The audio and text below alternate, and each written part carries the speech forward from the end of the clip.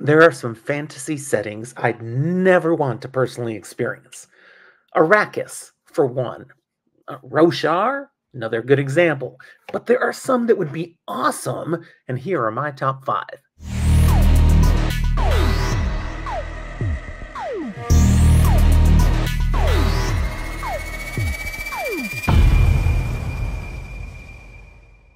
Welcome to Fantasy for the Ages, the show where a father and son talk about fantasy, science fiction, and other nerdy things we enjoy. Today, just Jim here, the father of this duo, ready to bring to you a quick take episode talking about worlds of science fiction and fantasy that I really wish were real. I'm recording this episode from JordanCon in Atlanta, Georgia. JordanCon 2024 is a good one. Got lots of things going on, great panels, so much networking, connecting with friends from far and wide. But that means I'm also recording this now in my hotel room on hotel Wi-Fi. We shall see what kind of quality I get on this video, but I'm hopeful. So there are some incredible worlds out here, science fiction and fantasy, places that I'd love to go on vacation, maybe even live in. And when I say world, I'm not really referencing a specific planet.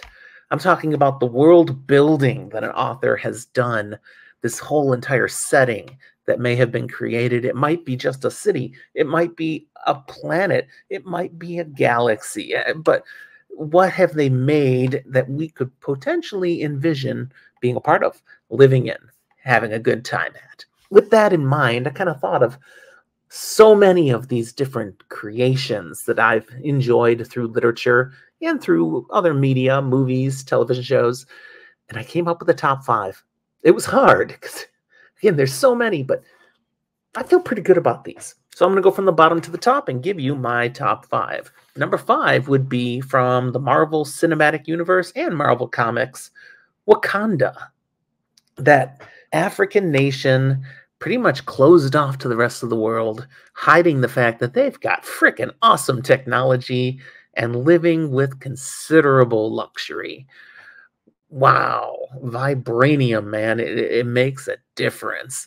And seeing that on the screen has been pretty cool. So to envision having that technology, just part of my life, making everything a little easier, allowing me to do things that I could only dream of right now, yeah, that would be cool.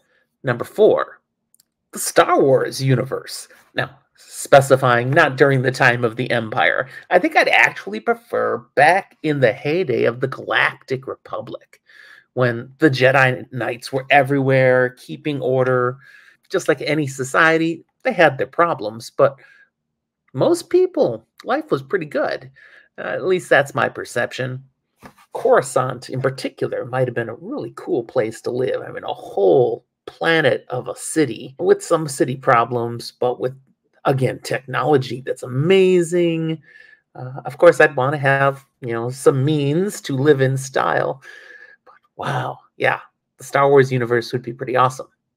I wouldn't even need to have the Force. No, that's not important to me.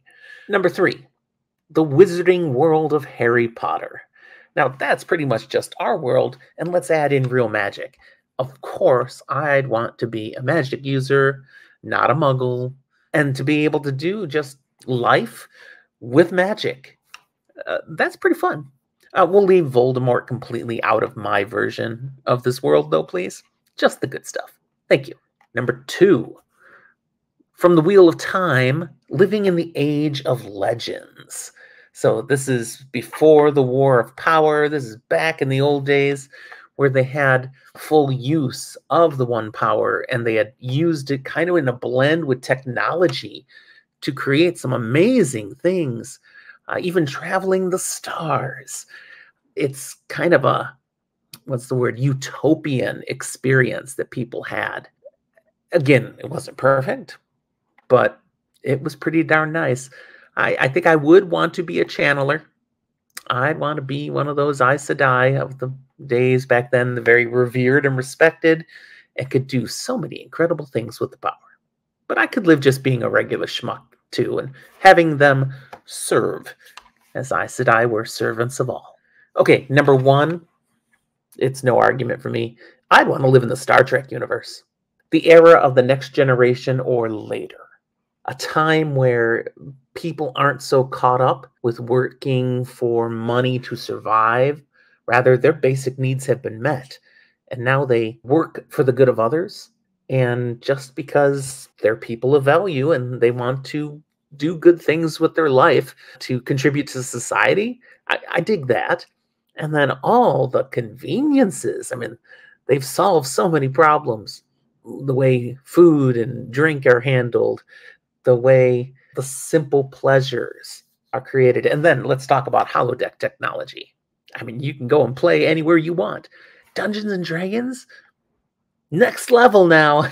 You're really going into the worlds. That would be terrific. So that would be my number one, the Star Trek universe.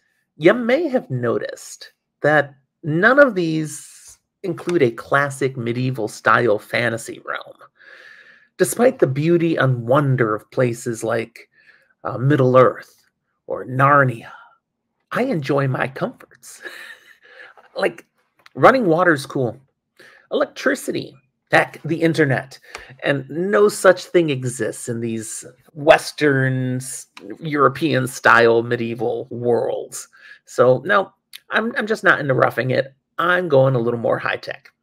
Okay, that's what I have for you today. I hope you enjoyed it. If you did, don't forget to tell me now by hitting that like button, and we invite you to subscribe if you haven't done so.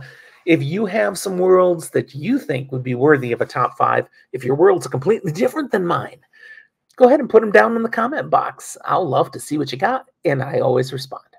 Thanks for watching. We'll talk to you next time.